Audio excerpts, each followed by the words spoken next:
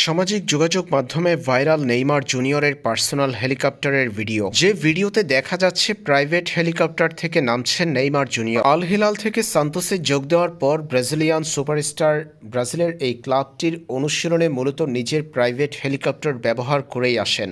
অনুশীলন ক্যাম্পে যোগ দিতে হেলিকপ্টারে চেপে বসেন নেইমার, এরপর আসেন সান্তোসের অনুশীলনে। আর এই হেলিকপ্টারে বহন করে নেইমার জুনিয়রকে। গত সপ্তাহে আল হিলাল ছেড়ে নেইমার জুনিয়র এসেছেন তার শৈশবের দল সান্তোসে।